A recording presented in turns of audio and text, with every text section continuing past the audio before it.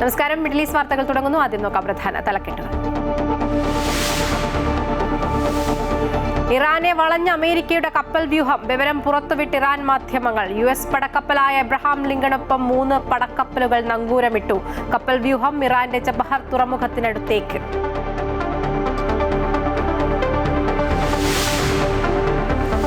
അതിവേഗ യാത്രാ സംവിധാനമായ ദുബായ് ലൂപ്പിന്റെ നിർമ്മാണം ഉടൻ ആരംഭിക്കുമെന്ന് Dubai roads and transport authority. നിർമ്മാണം എലോൺ മസ്കിന്റെ ദി ബോറിംഗ് കമ്പനിയുമായി സഹകരിച്ച്.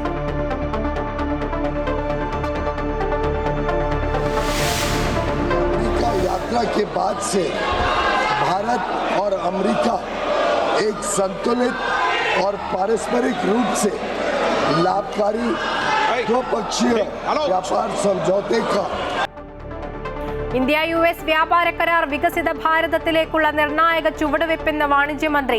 കൃഷി ക്ഷീരമേഖലകൾ സംരക്ഷിച്ചുവെന്നും പല മേഖലകളിലും അമേരിക്കയ്ക്കാൾ നേട്ടം ഇന്ത്യക്കാണെന്നും ലോക്സഭയിൽ പ്രസ്താവന നടത്തി മന്ത്രി പീയൂഷ് ഗോയൽ. 140 കോടി ജനങ്ങളുടെ ഊർജ്ജ സുരക്ഷ പ്രധാനം. വിവിധ സ്രോതസ്സുകളിൽ നിന്ന് എണ്ണ ഉറപ്പാക്കുമെന്നും മന്ത്രി. പോസ്റ്ററുകളുമായി ഇന്നും പ്രതിപക്ഷ പ്രതിഷേധം. നരവനയുടെ പുസ്തകവുമായി രാഹുൽ ഗാന്ധി പാർലമെന്റിൽ. പ്രധാനമന്ത്രി നാളെ മറുപടി പറയും.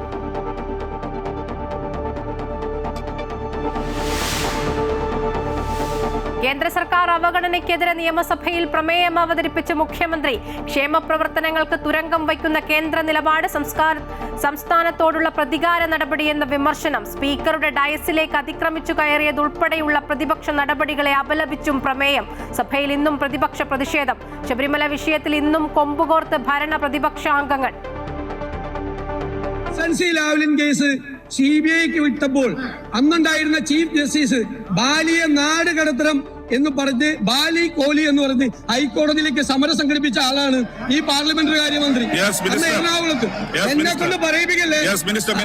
ജനതാല്പര്യമല്ല, ഞാൻ എന്നൊറ്റ വികാരത്തിനകത്ത് അടിപ്പെട്ട് കിടന്ന് നിരവധി അവസ്ഥയിലേക്ക് കേരളത്തിന്റെ പ്രതിപക്ഷ നേതാവ് മാറുമ്പോ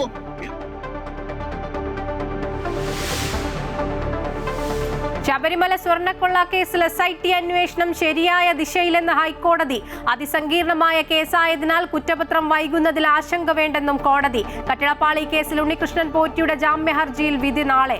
ആടിയ നെയ് വിൽപ്പന കേസിൽ ദേവസ്വം ബോർഡ് ഉദ്യോഗസ്ഥൻ സുനിൽകുമാർ അറസ്റ്റിൽ. സുനിൽകുമാറിനെ കൊല്ലം വിജിലൻസ് കോടതിയിൽ ഹാജരാക്കി.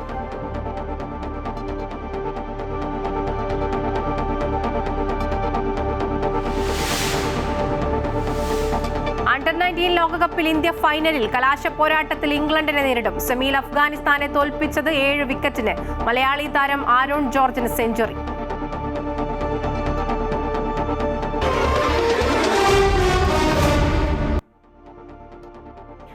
ഗതാഗത മേഖലയിൽ മറ്റൊരു നാഴികക്കല്ല് പിന്നിടാൻ ദുബായ് തയ്യാറെടുക്കുന്നു. അതിവേഗ യാത്രാമാർഗമായ ദുബായ് ലൂപ്പിന്റെ നിർമ്മാണം ഉടൻ ആരംഭിക്കുമെന്ന് Dubai roads and transport authority അറിയിച്ചു.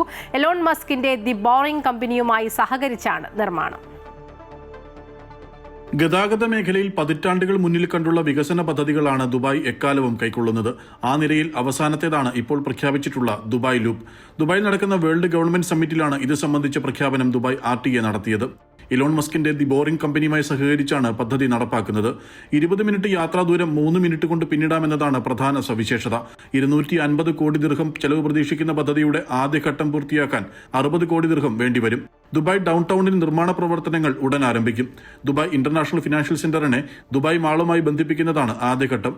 റോഡ് മാർഗം 6.4 കിലോമീറ്റർ ദൈർഘ്യമുള്ള ദൂരം ദുബായ് ലൂപ്പ് പൂർത്തിയാകുന്നതോടെ 3 മിനിറ്റ് കൊണ്ട് പിന്നിടാൻ സാധിക്കും. മണിക്കൂറിൽ 160 കിലോമീറ്റർ വേഗതയിലോടുന്ന ഇലക്ട്രിക് വാഹനങ്ങളായിരിക്കും ദുബായ് ലൂപ്പിൽ അനുവദിക്കുക. 3 വർഷത്തിനുള്ളിൽ 19 സ്റ്റേഷനുകളിലുള്ള 24 കിലോമീറ്റർ പദ്ധതി പൂർത്തിയാക്കുകയാണ് ലക്ഷ്യം. ഭാവി സർക്കാരുകളെ രൂപപ്പെടുത്തുക എന്ന പ്രമേയത്തിൽ ദുബായിൽ നടന്ന ലോക സർക്കാർ ഉച്ചകോടിയിൽ രാഷ്ട്രത്തലവന്മാരും മന്ത്രിമാരും ഉൾപ്പെടെ 150-ലേറെ രാജ്യങ്ങളുടെ പ്രതിനിധികൾ പങ്കെടുത്തു. Amrita news, Dubai.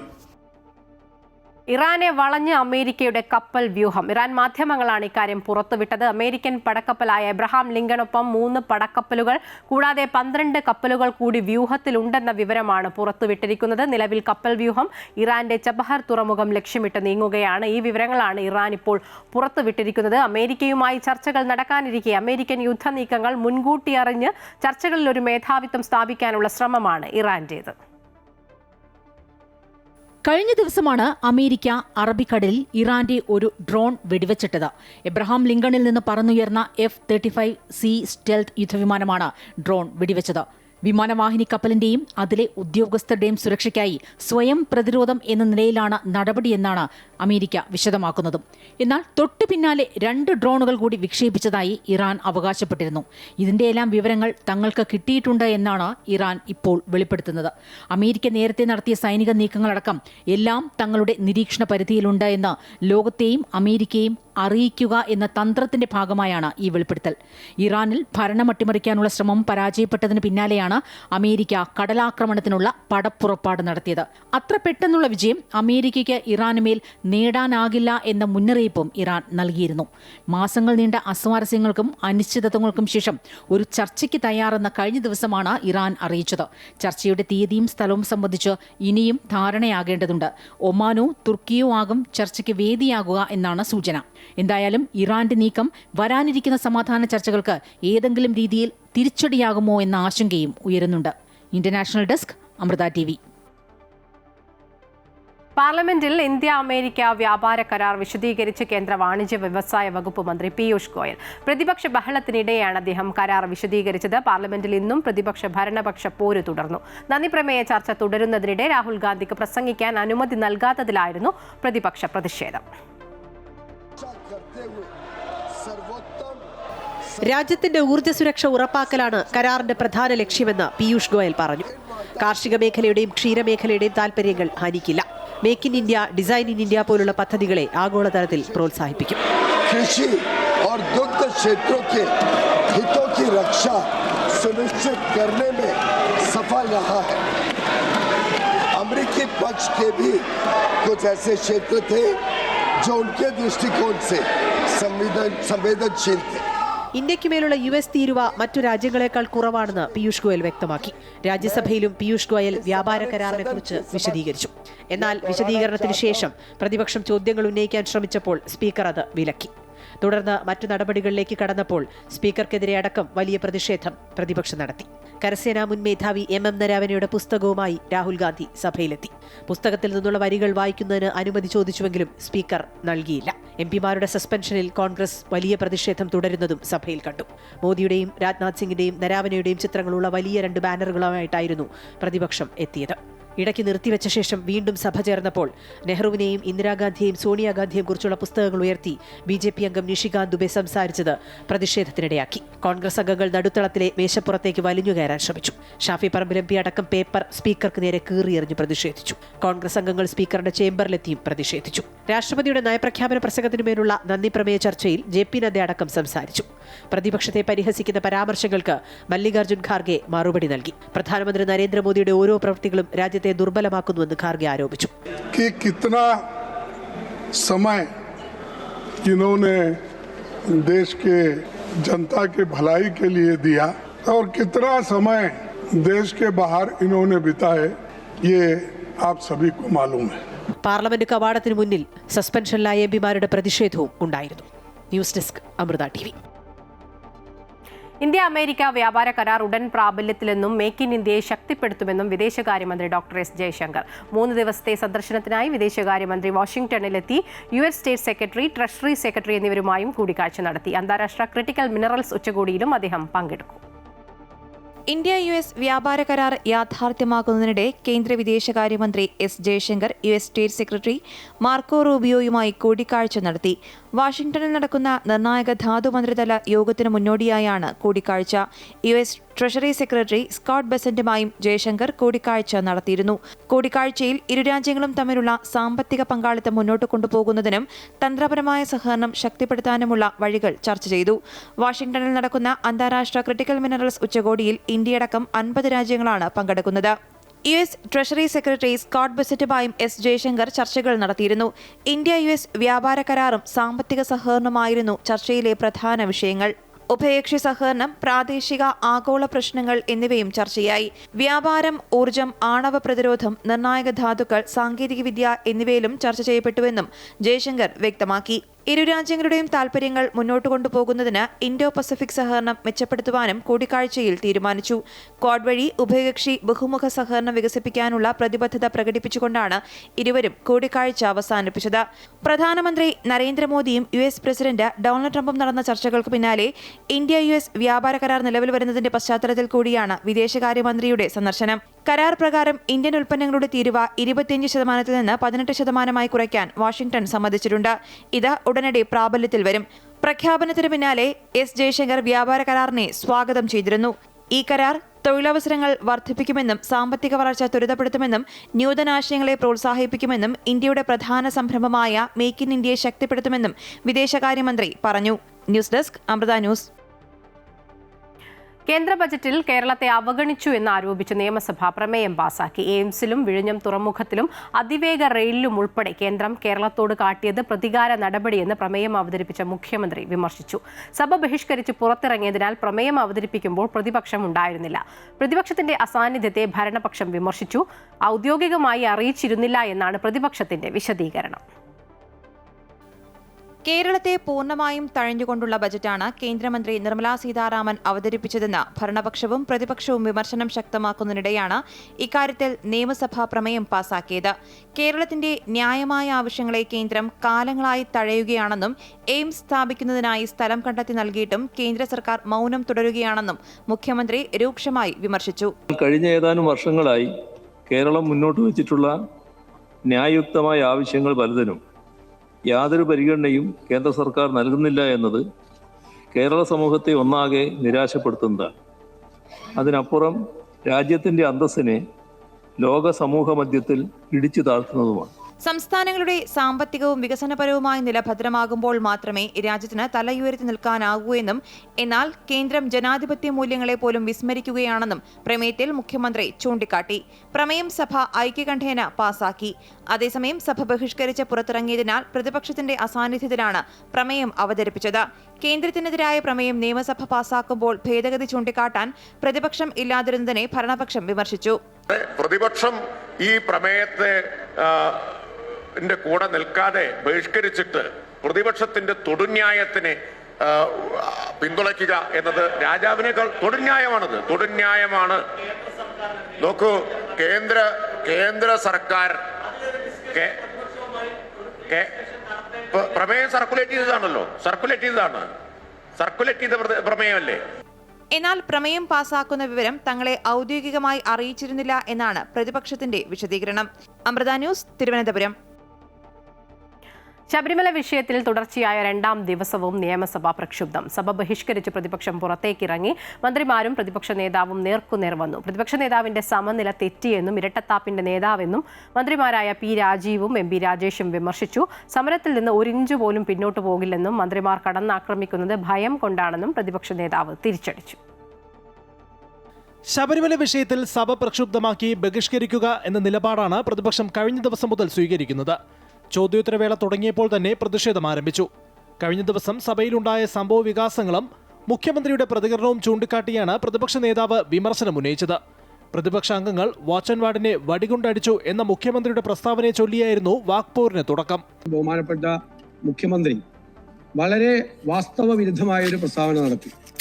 ഞങ്ങൾ വാച്ച് ആൻഡ് വാർഡിനെ വടികൊണ്ട് അടിച്ചു എന്നുള്ള തെറ്റായൊരു പ്രസ്താവന നടത്തി. അദ്ദേഹം അത് പിൻവലിക്കണം.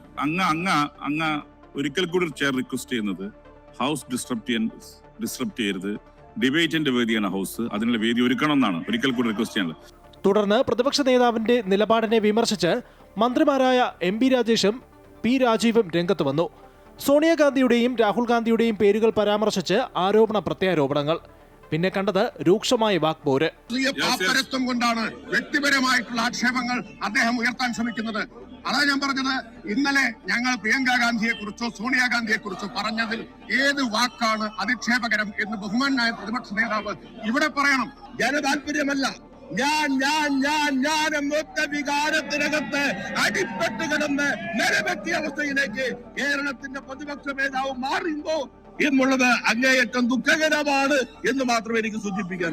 നേതാക്കന്മാർ തമ്മിൽ വാക്പോര് തുടരുമ്പോൾ പ്രതിപക്ഷ അംഗങ്ങൾ നടുത്തളത്തിലിറങ്ങി പ്ലക്കാർഡുകളുമായി മുദ്രാവാക്യം വിളിച്ചു. ചോദ്യം നമ്പർ 121 എൽദോസ് പി കുന്നപ്പള്ളിയിൽ നോട്ട് ഇൻ ദ സെറ്റ്. ചോദ്യം നമ്പർ 122 ശ്രീ ടി.പി. രാമകൃഷ്ണൻ ചുമതലപ്പെടുത്തിയ പ്രകാരം ശ്രീമതി കെ. ശാന്തകുമാരി, ബഹുമാനപ്പെട്ട ഉന്നത വിദ്യാഭ്യാസം സാമൂഹ്യനീതി വകുപ്പ് മന്ത്രി. തുടർന്ന് സഭ പൂർണ്ണമായും ബഹിഷ്കരിച്ച് പ്രതിപക്ഷം പുറത്തേക്കിറങ്ങി.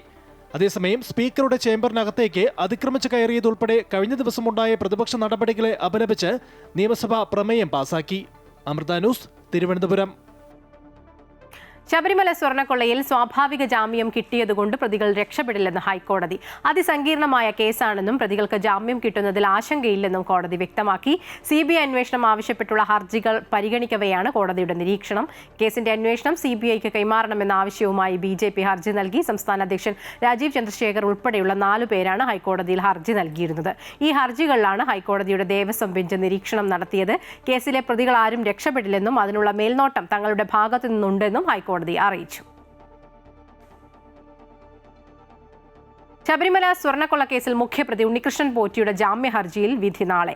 കൊല്ലം വിജിലൻസ് കോടതിയിൽ ഇന്ന് വാദം പൂർത്തിയായി. കട്ടിളപ്പാളി കേസിലെ ജാമ്യ ഹർജിയിലാണ് വാദം പൂർത്തിയാക്കി വിധി പറയാൻ നാളത്തേക്ക് മാറ്റിയത്. ജാമ്യം ലഭിച്ചാൽ പോറ്റി ജയിൽ മോചിതനാകും. ദ്വാരപാലകപ്പാളി കേസിൽ നേരത്തെ ജാമ്യം നേടിയ പോറ്റി കട്ടിളപ്പാളി കേസിലും 90 ദിവസത്തെ ജയിൽവാസത്തിന് പിന്നാലെയാണ് സ്വാഭാവിക ജാമ്യത്തിന് കോടതിയെ സമീപിച്ചത്. സ്വാഭാവിക ജാമ്യം പ്രതിയുടെ നിയമപരമായ അവകാശമാണെന്ന് ചൂണ്ടിക്കാട്ടിയാണ് പ്രതിഭാഗം കോടതിയിൽ വാദിച്ചത്. വാദങ്ങൾ പരിശോധിച്ചും SITയുടെ റിപ്പോർട്ട് കൂടി പരിഗണിച്ചായിരിക്കും കോടതി വിധി പറയുക. കുറ്റപത്രം നൽകാൻ വൈകിയതിനാൽ കേസിൽ ഉണ്ണികൃഷ്ണൻ പോറ്റിക്ക് ജാമ്യം ലഭിച്ചേക്കുമെന്നാണ് സൂചന. ജാമ്യം ലഭിച്ചാൽ കേസിൽ ജയിൽ മോചിതനാകുന്ന 4ാമത്തെ പ്രതിയായിരിക്കും ഉണ്ണികൃഷ്ണൻ പോറ്റി. അന്വേഷണ സംഘം 90 ദിവസത്തിനകം കുറ്റപത്രം സമർപ്പിക്കാത്തതിനെ തുടർന്ന് മുൻ executive officer D. Sudheesh Kumar, മുൻ അഡ്മിനിസ്ട്രേറ്റീവ് ഓഫീസർമാരായ മുരാരി ബാബു, S. ശ്രീകുമാർ എന്നിവർക്ക് സ്വാഭാവിക ജാമ്യം ലഭിച്ചിരുന്നു.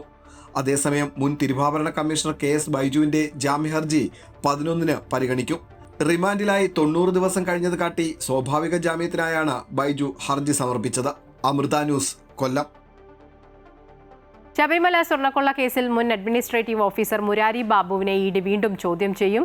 മുരാരി ബാബുവിന്റെ സാമ്പത്തിക ഇടപാടുകളിൽ ക്രമക്കേടുകൾ ഉണ്ടെന്നാണ് EDയുടെ കണ്ടെത്തൽ. 2019 മുതൽ 2025 വരെയുള്ള കാലയളവിൽ മുരാരി ബാബുവിന്റെ സ്വത്തിൽ വലിയ വർധനവുണ്ടായിട്ടുണ്ടെന്നും ED കണ്ടെത്തി. മുരാരി ബാബുവിന്റെ മൊഴി പരിശോധിച്ച ശേഷം വീണ്ടും വിളിപ്പിക്കാനാണ് EDയുടെ നീക്കം. ശബരിമലയിലെ ആടിയ ശിഷ്ടം നെയ് ക്രമക്കേടിൽ ദേവസ്വം ബോർഡ് ജീവനക്കാരൻ സുനിൽകുമാർ പോറ്റിയെ 14 ദിവസത്തേക്ക് റിമാൻഡ് ചെയ്തു. കൊല്ലം വിജിലൻസ് കോടതി ജഡ്ജി ഡോക്ടർ CS മോഹിത് മുൻപാകെ പ്രതിയെ ഹാജരാക്കിയ ശേഷമാണ് റിമാൻഡ് ചെയ്തത്. പ്രതിയെ കൊല്ലം ജില്ലാ ജയിലിലേക്ക് മാറ്റി. സൗദി കിരീടാവകാശി അമീർ മുഹമ്മദ് ബിൻ സൽമാനും തുർക്കി പ്രസിഡന്റ് റജബ് തയ്യിബ് ഉർദോഗനും സൗദിയുടെ തലസ്ഥാനമായ റിയാദിൽ കൂടിക്കാഴ്ച നടത്തി. ചൊവ്വാഴ്ച വൈകിട്ട് റിയാദിലെത്തിയ ഉർദോഗന് യമാമ കൊട്ടാരത്തിൽ ഔദ്യോഗിക സ്വീകരണമാണ് നൽകിയത്.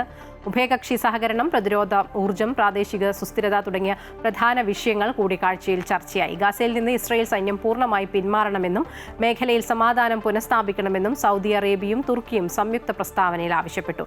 ചർച്ചയ്ക്ക് ശേഷമാണ് ഇരു രാജ്യങ്ങളും നിലപാട് വ്യക്തമാക്കിയത്. ഗസയിലെ ഇസ്രായേൽ അധിനിവേശം അവസാനിപ്പിക്കണമെന്നതാണ് ഒന്നാമത്തെ ആവശ്യം.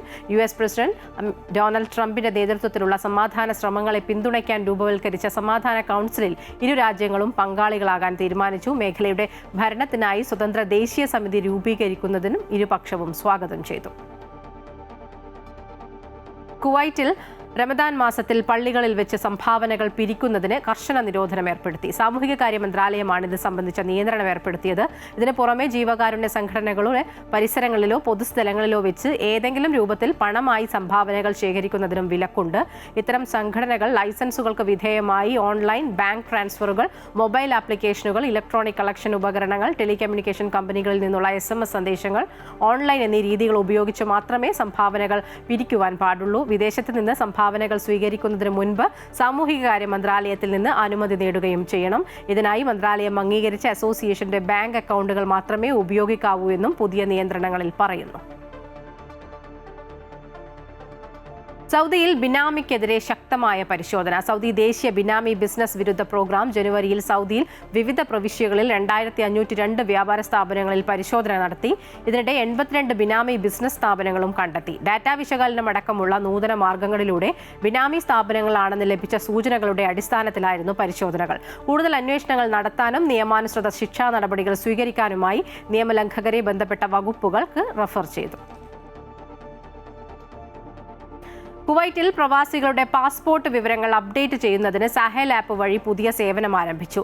General department of information systems, general department of residency അഫയേഴ്സുമായി സഹകരിച്ചുകൊണ്ടാണ് പുതിയ സംവിധാനം നിലവിൽ വന്നത്. ഇത് പ്രകാരം പാസ്പോർട്ട് വിഭാഗം കാര്യാലയങ്ങളിൽ സന്ദർശിക്കാതെ തന്നെ പ്രവാസികൾക്ക് തങ്ങളുടെ പാസ്പോർട്ട് വിവരങ്ങൾ അപ്ഡേറ്റ് ചെയ്യാൻ സാധിക്കുമെന്ന് ആഭ്യന്തര മന്ത്രാലയം അറിയിച്ചു. കുവൈറ്റിൽ ഊബർ, കരീം തുടങ്ങിയ ഓൺലൈൻ ടാക്സി സേവന മേഖലയിൽ അടിയന്തരമായി സ്വദേശീവൽക്കരണം ആരംഭിക്കുമെന്ന് ഒന്നാം ആഭ്യന്തരമന്ത്രി Sheikh Fahad Yusuf Saud Al Sabah. ഇതിനായി പ്രത്യേക ക്വാട്ട ഏർപ്പെടുത്തുമെന്നും national forum four transportation and smart service പരിപാടിയിൽ ഉദ്ഘാടന പ്രസംഗം നടത്തവേ അദ്ദേഹം അറിയിച്ചു. ദേശീയ തൊഴിൽ സഹായ പരിപാടികളിലൂടെ സ്വകാര്യ മേഖലയ്ക്ക് സർക്കാർ നൽകുന്ന പിന്തുണ കണക്കിലെടുക്കുമ്പോൾ സ്വദേശി പൗരന്മാർ ഈ മേഖലയിലേക്ക് പ്രവേശിക്കുന്നതിൽ എതിർപ്പില്ലെന്നും അദ്ദേഹം വ്യക്തമാക്കി. സൗദിയിൽ ഇനി ഒട്ടകങ്ങൾക്കും പാസ്പോർട്ട് അനുവദിക്കുന്നു. ഒട്ടകങ്ങൾക്ക് ഫോട്ടോ പതിച്ച പാസ്പോർട്ട് അനുവദിക്കുന്ന പദ്ധതി സൗദി പരിസ്ഥിതി ജല കൃഷി മന്ത്രാലയം ഡെപ്യൂട്ടി പരിസ്ഥിതി ജല കൃഷി മന്ത്രി എഞ്ചിനീയർ മൻസൂർ ബിൻ ഹിലാൽ അൽ മുജൈത്തി ഉദ്ഘാടനം ചെയ്തു. സൗദി വിഷൻ 2030 ലക്ഷ്യങ്ങൾക്കനുസൃതമായി ഒട്ടക മേഖലയെ വികസിപ്പിക്കാനും നിയന്ത്രിക്കാനുമുള്ള മന്ത്രാലയത്തിന്റെ ശ്രമങ്ങളുടെ ഭാഗമായാണ് ഈ പദ്ധതി. ഒട്ടക ഡാറ്റ, ഉടമസ്ഥാവകാശം, ഇനങ്ങൾ എന്നിവ രേഖപ്പെടുത്തുക, പരിശോധിച്ചുറപ്പിച്ച് ആരോഗ്യ നിയന്ത്രണ വിവരങ്ങളുമായി അവയെ ബന്ധിപ്പിക്കുക എന്നതാണ് പദ്ധതിയുടെ പ്രധാന ലക്ഷ്യം. നിർമ്മാണ മേഖലയിൽ പരിസ്ഥിതി നിയമങ്ങൾ കർശനമാക്കി അബുദാബി സിറ്റി മുനിസിപ്പാലിറ്റി. മാലിന്യങ്ങൾ കൃത്യമായി നീക്കം ചെയ്യണമെന്നും അംഗീകൃത കേന്ദ്രങ്ങളിൽ നിന്ന് മാത്രമേ നിക്ഷേപിക്കാവൂ എന്നും അധികൃതർ നിർദ്ദേശിച്ചു. പരിസ്ഥിതി സൗഹൃദ രീതികളിൽ തൊഴിലാളികൾക്ക് പരിശീലനം നൽകാൻ കരാറുകാർക്കും ഡെവലപ്പർമാർക്കും നിർദ്ദേശം നൽകിയിട്ടുണ്ട്. സുരക്ഷിത ജോലി സാഹചര്യം ഉറപ്പാക്കാൻ നിർമ്മാണം നടക്കുന്ന സ്ഥലങ്ങളിൽ അധികൃതരുടെ മിന്നൽ പരിശോധനകൾ ഉണ്ടാകും. 2050ഓടെ നെറ്റ് സീറോ ലക്ഷ്യം കൈവരിക്കാനുള്ള രാജ്യത്തിന്റെ ലക്ഷ്യത്തിന് ഊർജ്ജം പകരുക എന്ന ലക്ഷ്യത്തോടെയാണ് ഈ നീക്കം. UAE ദേശീയ പരിസ്ഥിതി ദിനത്തോടനുബന്ധിച്ചാണ് മുനിസിപ്പാലിറ്റി ബോധവൽക്കരണ പരിപാടി സംഘടിപ്പിക്കുന്നത്. ഇന്ത്യൻ റിപ്പബ്ലിക് ദിനാഘോഷത്തിന്റെ ഭാഗമായി OICC Al Qassim central committee proud to be an Indian 2026 എന്ന പേരിൽ പരിപാടി സംഘടിപ്പിച്ചു. Central committee president Abdul Rahman Tirur ദേശീയ പതാക ഉയർത്തി. പൊതുസമ്മേളനം KPCC general secretary advocate BRM Shafeer ഉദ്ഘാടനം ചെയ്തു. വരാൻ പോകുന്ന നിയമസഭാ തെരഞ്ഞെടുപ്പിൽ UDF ഉജ്ജ്വല വിജയം നേടുമെന്ന് ഷഫീർ പറഞ്ഞു. പ്രമോദ് കുര്യൻ, ഷിയാസ് കണിയാപുരം എന്നിവർ സംസാരിച്ചു. PPM അഷ്റഫ്, നിഷാദ് ആലങ്കോട് തുടങ്ങിയ വിവിധ സംഘടനാ പ്രതിനിധികൾ ആശംസകൾ അറിയിച്ചു. പരിപാടിയിൽ സിംഗിംഗ് സ്റ്റാർസ് മ്യൂസിക് ബാൻഡിന്റെ ഗാനമേളയും വിവിധ കലാപരിപാടികളും അരങ്ങേറി. മഹാമാഘ മഹോത്സവത്തിനായി ലക്ഷങ്ങൾ ത്രിമൂർത്തി സംഗമസ്ഥാനത്ത് എത്തിയെങ്കിലും അവിടെ മാലിന്യത്തിന്റെ ശേഷിപ്പുകൾ ഒന്നും തന്നെ അവശേഷിക്കുന്നില്ല. ഉത്സവത്തിന് കൊടിയിറങ്ങി മണിക്കൂറുകൾ കൊണ്ട് അമൃത യുവധർമ്മധാര പ്രവർത്തകർ ഉൾപ്പെടെയുള്ള സന്നദ്ധ സേവകർ നിളാതീരം വൃത്തിയാക്കി. 18 ദിവസം നീണ്ട മഹാമാഘ മഹോത്സവത്തിൽ പങ്കെടുക്കാനായി ജനലക്ഷങ്ങളാണ് നിളാതീരത്തേക്ക് ഒഴുകിയെത്തിയത്. ഇത്രയധികം ആളുകളെത്തുമ്പോൾ പുഴ എത്രമാത്രം മലിനമാകുമെന്ന ആശങ്കയായിരുന്നു പലർക്കും ഉണ്ടായിരുന്നത്. എന്നാൽ ഉത്സവത്തിന് കൊടിയിറങ്ങി മണിക്കൂറുകൾക്കകം തന്നെ ത്രിമൂർത്തി സംഗമസ്ഥാനം ശുചീകരിച്ചു. തവനൂർക്കരയിൽ അമൃത യുവധർമ്മധാര പ്രവർത്തകരും സേവാഭാരതി പ്രവർത്തകരും ശ്രീ മാതാ അമൃതാനന്ദമയി ദേവിയുടെ ഭക്തരുമാണ് ശുചീകരണ പ്രവർത്തനങ്ങൾക്ക് നേതൃത്വം നൽകിയത്. അമലഭാരതം പദ്ധതിയുടെ ഭാഗമായിട്ടായിരുന്നു ശുചീകരണ യജ്ഞം നടന്നത്. ഇവിടെ മാലിന്യമുക്ത തവനൂര എന്നുള്ളൊരു പദ്ധതിയുമായിട്ട് നമ്മുടെ അയുദ്ധിൻ്റെ മക്കളും ഇവിടുത്തെ സേവാ മക്കളും എല്ലാവരും കൂടി ചേർന്ന് കുപ്പികളും മറ്റുള്ള സാധനങ്ങളെല്ലാം വേർതിരിച്ച് വേസ്റ്റ് മാനേജ്മെൻറ്റിൻ്റെ ഭാഗമായിട്ട് നമ്മളിവിടെ എല്ലാം കളക്ട് ചെയ്തു. രാത്രി തന്നെ ഇതിൻ്റെ സേവന പ്രവർത്തനങ്ങൾ പരിപാടി അവസാനിച്ചതോടുകൂടി തന്നെ എല്ലാവരും ഉന്മേഷത്തോടുകൂടി ഉത്സാഹത്തോടുകൂടി തന്നെ അമലഭാരതം അമ്മ മുന്നോട്ട് വെച്ച ആശയത്തെ ഉൾക്കൊണ്ടുകൊണ്ട് തന്നെ ഇവിടെ ക്ലീനിങ് ആരംഭിച്ചുകൊണ്ടേയിരിക്കുകയാണ്. ഒരു പ്രോഗ്രാം കഴിഞ്ഞിട്ടുണ്ടെങ്കിൽ അവിടെ മൊത്തം ക്ലീൻ ചെയ്തിട്ടേ അമ്മ തന്നെ പോവാറുള്ളൂ. അപ്പോൾ അത് പ്രചോദനം ഉൾക്കൊണ്ടിട്ടാണ് ഞങ്ങൾ ഓരോ പ്രോഗ്രാമിനും അമലഭാരതം എന്ന പ്രോഗ്രാം ചെയ്യുന്നത്. അമൃത ന്യൂസ്, മലപ്പുറം. CPM-നെതിരെ ഗുരുതര ആരോപണം ഉന്നയിച്ചുള്ള നേതൃത്വത്തെ അണികൾ തിരുത്തണമെന്ന V. കുഞ്ഞികൃഷ്ണന്റെ പുസ്തകം പ്രകാശനം ചെയ്തു. പയ്യന്നൂർ ഗാന്ധി സ്ക്വയറിൽ നടന്ന പരിപാടിയിൽ ജോസഫ് C. മാത്യു പ്രകാശനം നിർവഹിച്ചു. ധനരാജ് രക്തസാക്ഷി ഫണ്ടിലും കെട്ടിട നിർമ്മാണ തെരഞ്ഞെടുപ്പ് ഫണ്ടുകളിലും ക്രമക്കേട് നടത്തിയതിന്റെയും നേതാക്കളുടെ നയവ്യതിയാനങ്ങളുമാണ് പുസ്തകത്തിന്റെ പ്രധാന ഉള്ളടക്കം. കനത്ത പോലീസ് കാവലിൽ നടത്തപ്പെട്ട ചടങ്ങ് ജനപങ്കാളിത്തം കൊണ്ട് ശ്രദ്ധേയമായി. നേതൃത്വത്തെ അണികൾ തിരുത്തണമെന്ന തലക്കെട്ടിൽ പുറത്തിറക്കിയ പുസ്തകം VS അച്യുതാനന്ദന്റെ മുൻ IT ഉപദേഷ്ടാവ് ജോസഫ് C. മാത്യുവാണ് പ്രകാശനം ചെയ്തത്. പ്രൊഫസർ NM വിജയന്റെ മകൻ VS അനിൽകുമാർ പുസ്തകം ഏറ്റുവാങ്ങി. അണികൾ മുദ്രാവാക്യം വിളിച്ച് പ്രകാശന ചടങ്ങിന് അഭിവാദ്യം അർപ്പിച്ചു.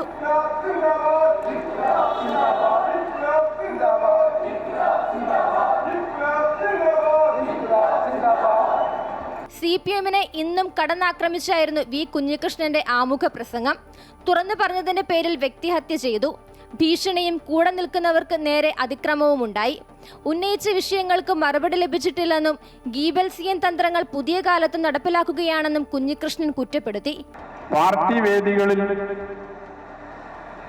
ആ കാര്യങ്ങൾ ഉന്നയിക്കുകയും ആ വിഷയത്തെക്കുറിച്ച് നേരിട്ട് ബോധ്യമില്ലാത്തത് കൊണ്ട് പാർട്ടി പറയുന്ന വിശദീകരണം വിശ്വസിക്കുകയും അത് കീഴെ വിശദീകരിക്കേണ്ടി വരികയും ചെയ്തിട്ടുണ്ട് എന്ന് ഞാൻ എൻ്റെ പുസ്തകത്തിൽ പറഞ്ഞിട്ടുണ്ട്. പാർട്ടി തള്ളിപ്പറഞ്ഞ രാഷ്ട്രീയ കൊലപാതകങ്ങളുടെയും കൊലപാതകികളുടെ കുടുംബങ്ങളെയും സംരക്ഷിക്കേണ്ടതിന്റെ ബാധ്യത CPM-ന്റെ തലയിൽ വരുന്നത് എങ്ങനെയെന്ന് CPM വ്യക്തമാക്കണമെന്ന് ജോസഫ് മാത്യു ആവശ്യപ്പെട്ടു. ഒരാൾ പറയാൻ പാടില്ല എന്ന് പറയുന്നത് ആ പറയുന്ന ആളിനെ ഭയന്നിട്ടല്ല, ആൾ പറയുന്ന കാര്യങ്ങൾ കേൾക്കുന്നവരെ ഭയന്നിട്ടാണ്. പയ്യന്നൂർ ഗാന്ധി സ്ക്വയറിൽ നടത്തിയ പരിപാടിയിൽ നിരവധി പേരാണ് കുഞ്ഞികൃഷ്ണന് പിന്തുണ അറിയിച്ചെത്തിയത്. കനത്ത പോലീസ് കാവലിലായിരുന്നു പ്രകാശന ചടങ്ങ്. അതേസമയം പ്രകാശന ചടങ്ങിനിടെ നേരിയ പ്രതിഷേധം ഉയർന്നു. പിന്നീട് പോലീസ് എത്തി പ്രതിഷേധക്കാരെ നീക്കം ചെയ്തു. Amrita news, Kannur. SNDP NSS ഐക്യത്തിന് ഇനിയും സാധ്യതയുണ്ടെന്ന് SNDP യോഗം vice president Tushar Vellappally. NSS വാതിലടച്ചു എന്ന് SNDP വിശ്വസിക്കുന്നില്ല. ചട്ടിയും കലവുമാകുമ്പോൾ തട്ടിയും മുട്ടിയും ഇരിക്കുമെന്നും തുഷാർ വെള്ളാപ്പള്ളി പറഞ്ഞു.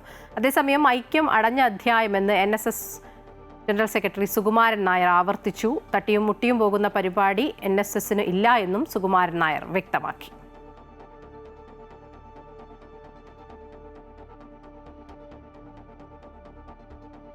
മണിപ്പൂരിൽ BJP സർക്കാർ അധികാരമേറ്റു. യുനാം ഖേംചന്ദ് സിംഗ് ആണ് മുഖ്യമന്ത്രി. BJP നേതാവ് നെംച കിപ്ഗൻ, നാഗ പീപ്പിൾസ് ഫ്രണ്ട് നേതാവ് ലോസി ദിഖോ എന്നിവർ ഉപമുഖ്യമന്ത്രിമാരായി സത്യപ്രതിജ്ഞ ചെയ്തു.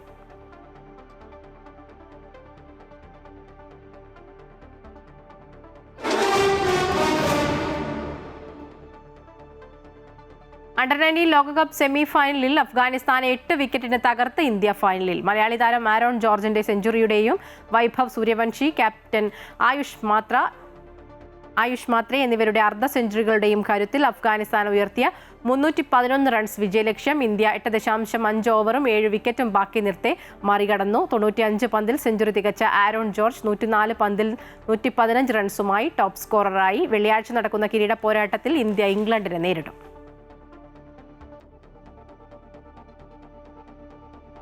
വനിതാ പ്രീമിയർ ലീഗിൽ നാളെ കിരീട പോരാട്ടമാണ്. ഡൽഹി ക്യാപിറ്റൽസ് റോയൽ ചലഞ്ചേഴ്സ് ബംഗളൂരുവിനെ നേരിടും. എലിമിനേറ്റർ മത്സരത്തിൽ ഗുജറാത്ത് ജയന്റ്സിനെ 7 വിക്കറ്റിന് തോൽപ്പിച്ചാണ് ഡൽഹി ഫൈനൽ ഉറപ്പിച്ചത്. വനിതാ പ്രീമിയർ ലീഗിൽ തുടർച്ചയായ 4ാം തവണയാണ് ഡൽഹി ഫൈനലിൽ യോഗ്യത നേടുന്നത്. വഡോദരയിൽ നാളെ വൈകിട്ട് 7:30 മുതലാണ് മത്സരം.